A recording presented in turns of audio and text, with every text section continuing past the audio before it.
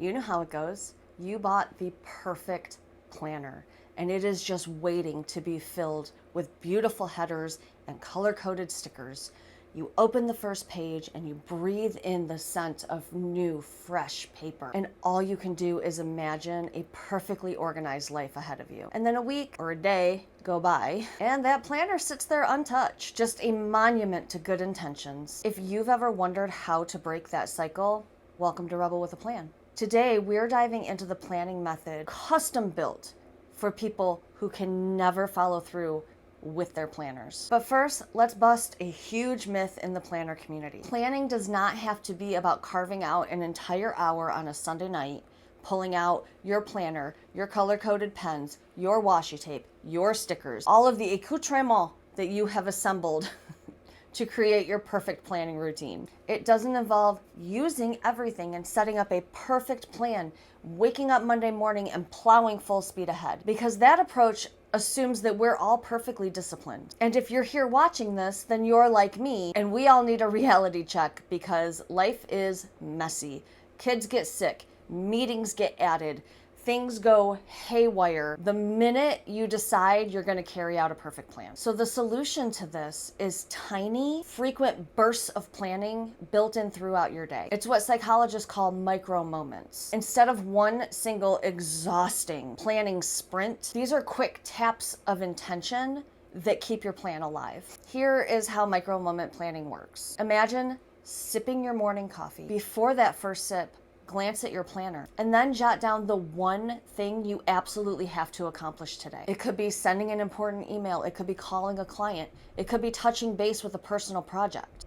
This little moment takes less than a minute, but it sets your intention for the entire day. By hooking this planner glance to your coffee ritual, something you already do without thinking, you create a reliable planning habit without having to carve out any extra time in your day. Next, catch another micro moment while you're brushing your teeth.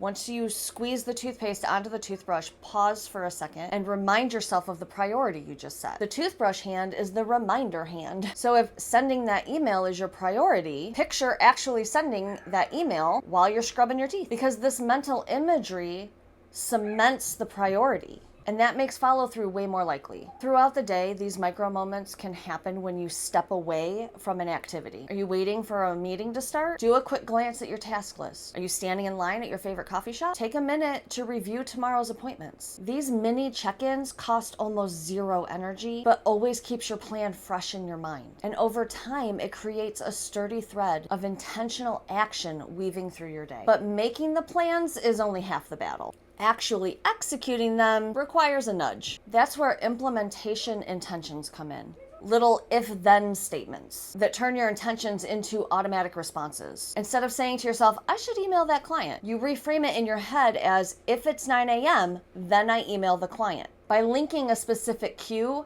9 a.m., to an action, send the email, you're bypassing indecision. The cue triggers the reaction pretty much reflexively, and that reduces the chance of your plan slipping through the cracks. So for every priority on your list, try to set an if-then intention.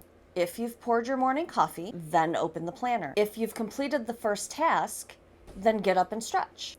If you're logging off the computer for the day, then review tomorrow's appointments. These micro promises transform planning from a chore into a series of tiny, manageable commitments. Of course, nobody's perfect, and micro moments are going to slip by without you, touching your intentions.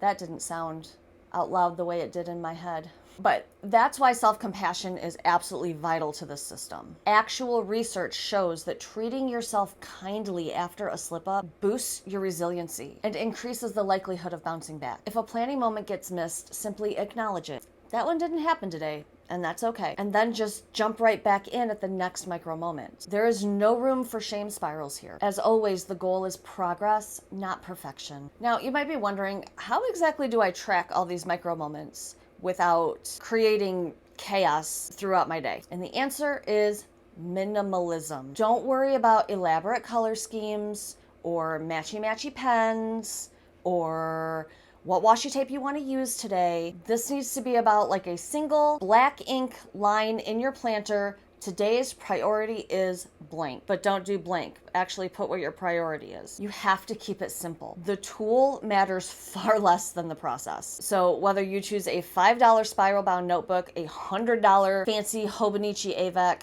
or even just a digital app on your phone, the only thing that matters is that you make micro moments part of your day and part of your planning routine. A critical component of this system is habit stacking. Choose existing habits like pouring your first cup of coffee or brushing your teeth and attach that micro planning habit to the existing habit. The power of habit stacking is that it leverages your brain's existing wiring. You don't have to remember a new routine. You just have to add one small step to a routine you already follow. And over the weeks, it just becomes part of that habit. It's just another step of the routine. I also want to mention that reflection cements progress. Spend the last 2 minutes of your day flipping back through your planner. Did you send that email? Did you stretch? Did you set tomorrow's priority? A nightly glance just resets your brain and gets it primed for tomorrow. So instead of doom scrolling on Instagram or falling into the 14th episode of Supernatural on Netflix, use that nighttime window to honor your micro moments. This reflection routine not only tracks completion, but it also bookmarks your next day. And over time, these micro moments and these mini reflections add up to major momentum. They prevent that all or nothing trap of Sunday marathon planning sessions that are almost always followed by a chaotic Monday that upends everything that you did the night before anyway. So instead, every day becomes an intentional series of bite-sized actions. And even if an unforeseen event derails your morning plan, one single micro moment in the afternoon can get you back on track. This way, planning becomes a flexible companion rather than a rigid taskmaster. And the best part is, micro moments don't just excel for day-to-day planning, they also reinforce long-term goals. You can break huge milestones down into weekly micro priorities. Do you want to write a book? Micro moments might include outline chapter 2 before lunch, or edit 200 words before I go to bed. By scattering these tiny manageable tasks throughout your day, even massive priorities become manageable. All those bulleted to-do list items that you carry around on a post-it note with you all the time and never seem to get to, suddenly start to fit into the natural rhythm of your day. But if you thoroughly enjoy longer planning sessions and decorating your planner, no one's telling you you can't do that. And I highly recommend doing a 15-minute review at the end of every week to see what projects you accomplished, what things didn't get done and where can they be moved, or even, do these things need to be done? Do they need to be done by me?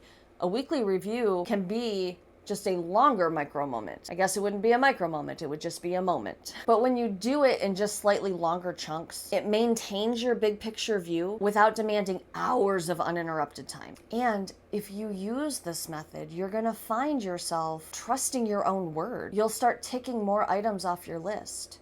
And your brain will start to believe that when you say you're gonna do something, you find a way to get it done. And over the long run, over like months of incorporating micro moments into your day, it truly will foster self-confidence, proving that you can set intentions and keep them. And that kind of trust translates far beyond planners. It's gonna boost your ability to tackle bigger commitments in work and just in your life in general. So if you've ever bought a fancy planner and just ghosted it, or if you find yourself committing to an hour-long Sunday planning system that always seems to fizzle out 10 minutes in when you're distracted by something else, maybe it's time to try micro moments. No more waiting for the perfect hour or the ideal mental state. With micro moments, micro planning, every coffee break becomes an opportunity to touch base with your goals, to sharpen your focus, and to get those tasks completed. So remember, the best planning system for people who never seem to be able to follow through